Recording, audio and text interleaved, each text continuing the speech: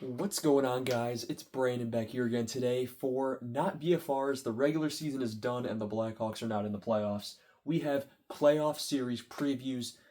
Got to run a bunch of these right now because we got 3 games tomorrow on Saturday, 4 on Sunday, and then 1 on Monday.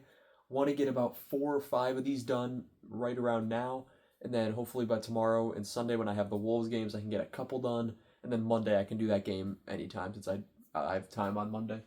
So starting with the first series, Carolina versus Ottawa. Um, this one's going to be interesting. Two teams that have never played each other before in the playoffs. Carolina, of course, is the first has the first seed in the Metro. Ottawa, the second wild card. Coaches for these teams: for Carolina, it's Rod Brindamore. Ottawa, Travis Green, who's done a great job since he's taken over as the Senators' head coach. Carolina's record: 53, 22, and 7, 113 points. They were first in the Metro, first in the East, second in the entire league, only behind Colorado. Ottawa, 44, 27, and 11 record, 99 points for the second wild card. That's good enough for fifth in the Atlantic, sixth in the East, which means there's 2 teams in the Metro that are below them. We'll get to them. And the ninth in the league overall. So the second wild card in the East is ninth in the league. So think about that. That means there's only six teams in the East, ninth in the league. So that means there's only 3 teams in the West that are in that category, and those are all in the Central Division. Now, looking at the specific stats, goals for, Carolina was second with 296. Goals against, 240, which was fourth. That's a plus 56 goal differential. Power plays, Carolina, 24.9%. That's good enough for fourth. PK, 80.6%. That's 11th in the NHL. For Ottawa, goals for, they have 278, which is ninth. Goals against, 246, which is 11th. So that's a plus 32 goal differential. Power play, just under Carolina's. That's 24% exactly, 8th in the NHL. You don't want to see them on the PK, though. 75.8% for 29th in the NHL. That's something they're definitely going to need to work on against a Carolina team with an excellent power play. Looking at their top scorers, starting with the Hurricanes, you have Aho, 79 games played, 27 goals, 53 assists, 80 points. The way I do this is by whoever has more than 80 points I put on here. Or not 80, anyone who's more than 50 points I put on here. Ehlers, in his first season as a Hurricane, had career highs. 82 games played, 26 goals, 45 assists for 71 points. Svechnikov had a really good year in 79 games, 31 goals, 39 assists, 70 points. Jarvis, 71 games played, 32 goals, 34 assists, 66 points. I almost said Jackson Blake, 81 games played, 22 goals, 31 assists, 53 points. A really good season out of him. I really thought Stankoven was going to be higher. He's just under. Him and Hall are like 48 and 49. But Gostisbehere, what a year for Shane Gostisbehere. 55 games played, 13 goals, 37 assists for 50 points in 55 games as a defenseman and not one considered premier defenseman in the NHL. Looking at the Senators, they have 5 guys above the 50-point mark. Stützle in 80 games had 34 goals, 49 assists, good enough for 83 points. Batherson, 79 games played, 33 goals, 38 assists, 71 points. Dylan Cousins, 82 games played, 28 goals, 31 assists, 59 points. Brady Tkachuk, 60 games played, almost a point a game, 22 goals, 37 assists, and 59 points. So Tkachuk, if he played a full season, right around 82 points, probably around 30 goals, 45 assists. So look for that next year out of Tkachuk. And then Jake Sanderson, there's a reason he made Team USA. 67 games played, 14 goals, 40 assists, 54 points. So pretty solid group of Sens right here. All of these homegrown talents except Cousins, who was from Buffalo. In terms of Carolina, Aho, Svech, Jarvis, Blake, those are all homegrown guys.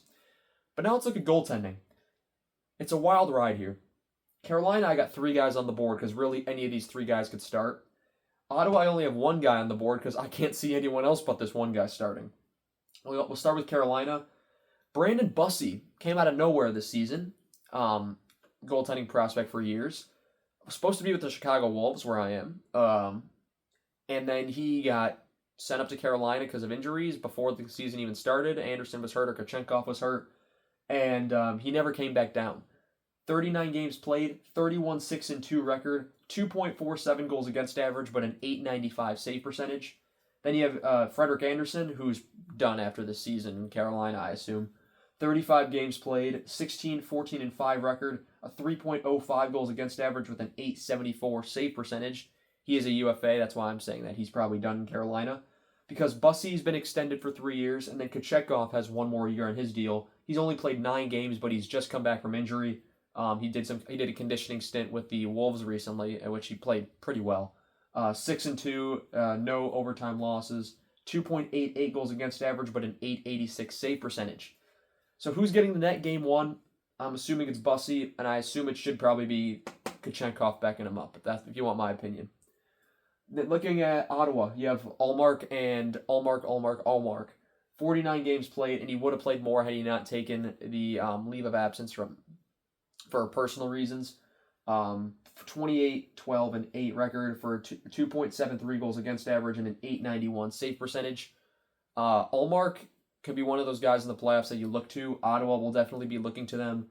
But you're also going to have to demand big things from your playoff guys. Guys like Tkachuk, guys like Cousins, big guys who are able to play that playoff-style hockey. So we'll see if Ottawa's able to do that, because Carolina, they've got probably one of the deepest teams in the league, probably the deepest team in the Eastern Conference. So it's going to be a lot of their up to the top guys of Ottawa to combat these players overall.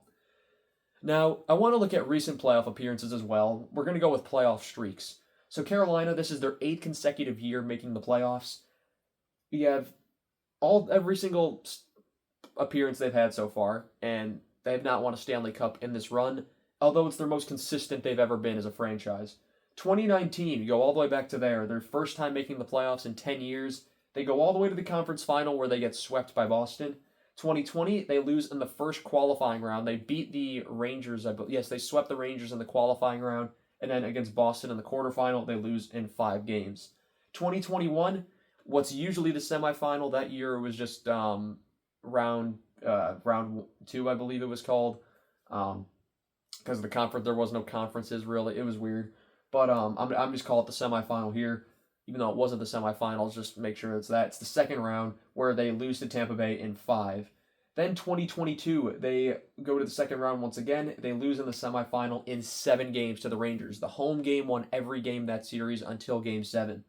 2023, they go to the conference final again. They get swept by Florida, as I realized I didn't put the losers on this side of the board, and that's going to bother me, so let me just write that in real quick. It's all the same. They've lost to the same 2 teams the last couple of years, and both of those teams are out of the playoffs. 2023, they get swept by Florida in the conference final. 2024, they lose in the semifinal, the second round, once again to the New York Rangers in 6 games this time. And then 2025, they played in the conference final once again. They finally won a game for the first time since 2006, because that was the running joke. They hadn't won a conference final game since 2006. They got swept in 2009, swept in 19, swept in 23. They lost the first 3 games of the series against Florida, and then they won Game 4, but Florida closes them out for the 5th in Game 5 to move on and win their second straight Stanley Cup. So how many of these teams ended up winning the Stanley Cup?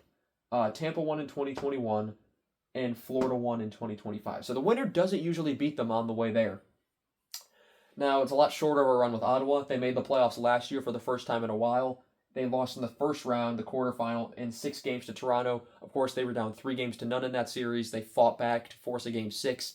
I really thought they were going to pull off the Game 6 win, but they were not able to do so. So, that's all of that done. Prediction time. What do I think is going to happen in this series?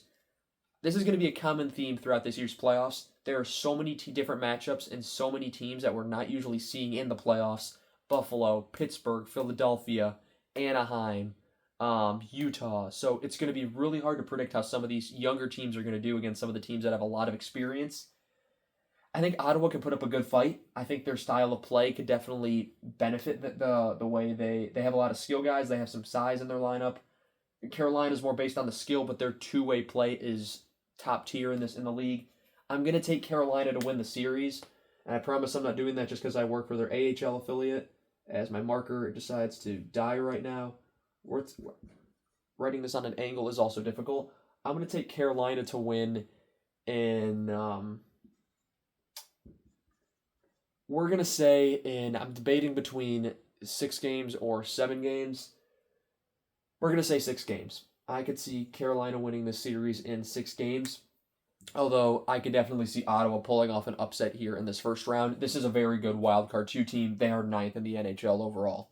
So, yeah, that's going to be all I have for you guys in this one. Please let me know down in the comments below who you think is going to win this series. We're going to be doing all these season previews, and then at the end, probably after all the game ones are done, I'll get around to the playoff, my own playoff bracket prediction where I'll predict everything else.